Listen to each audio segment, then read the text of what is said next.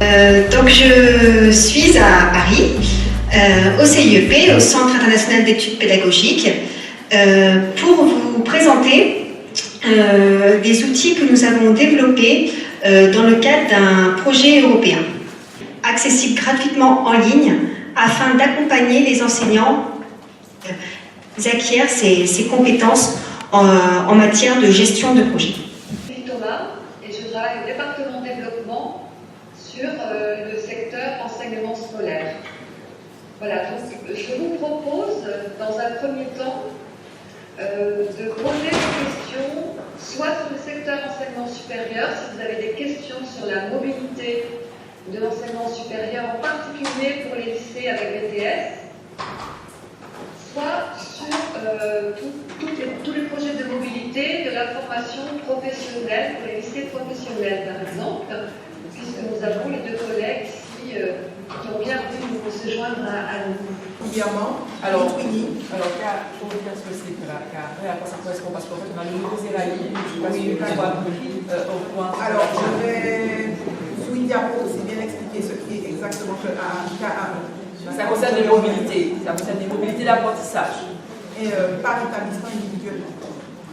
Ensuite, plan européen de développement, et on va vous présenter un peu le parcours d'une candidature avant, entre le moment où elle est déposée et le moment où elle est validée.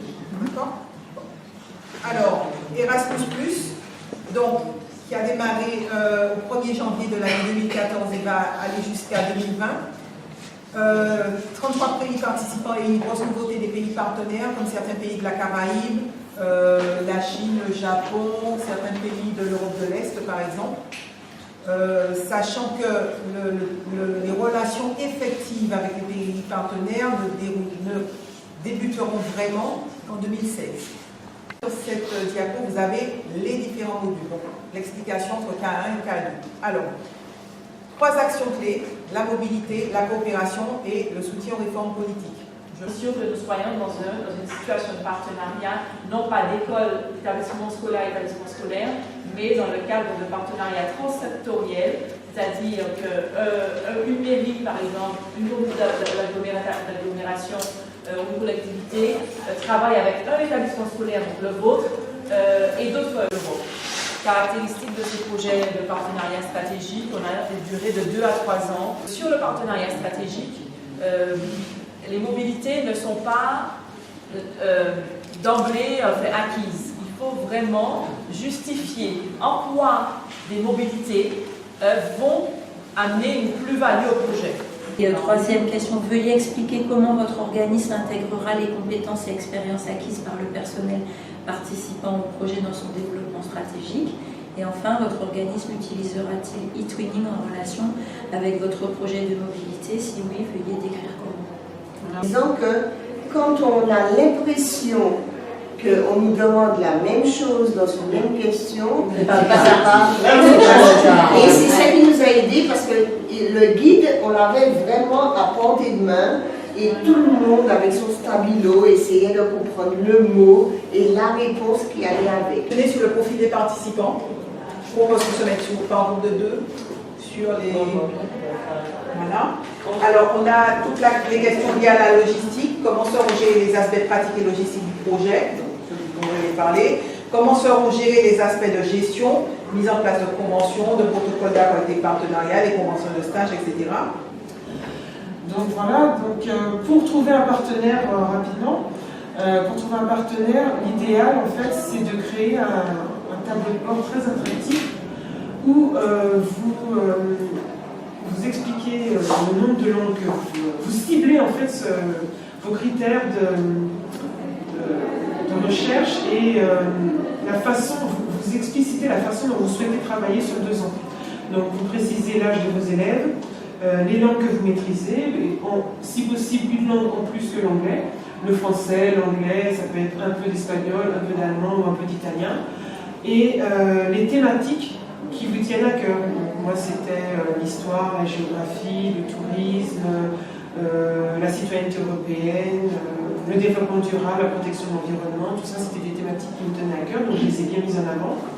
Et puis, vous mettez plusieurs photos de votre établissement, très aguichantes, par exemple, la mer, des cocotiers, parce que tout ça, ça va attirer des collègues vers vous, ils auront envie de se dire, bon bah tiens, je vais travailler avec elle, comme ça je vais pouvoir aller au collège du Carnet, etc.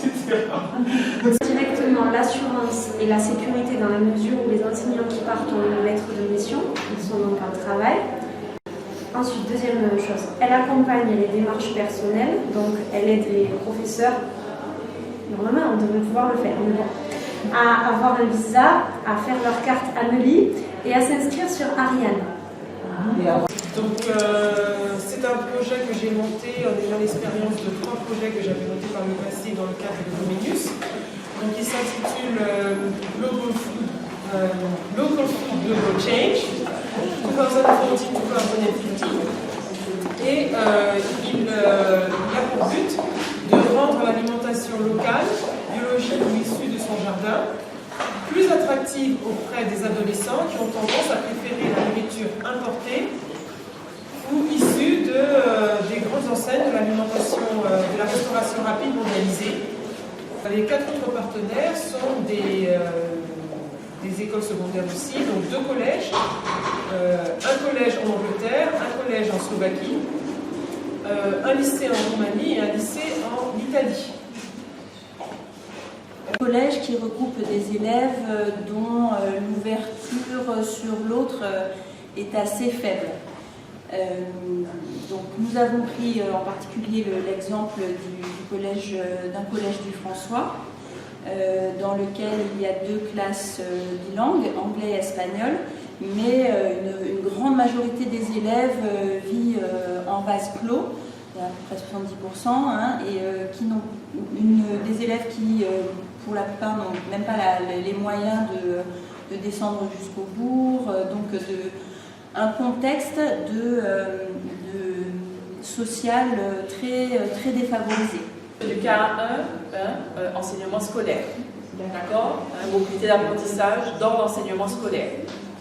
Alors nous avons essentiellement choisi de travailler sur un collègue qui partirait en formation dans le cadre de pouvoir présenter ensuite un enseignement en scientifique mais en DNL.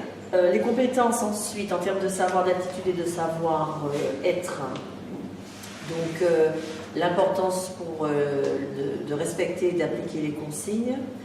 Concernant les savoir-être, savoir écouter, respecter l'autre, respecter sa culture, respecter la notion de différence aussi. Et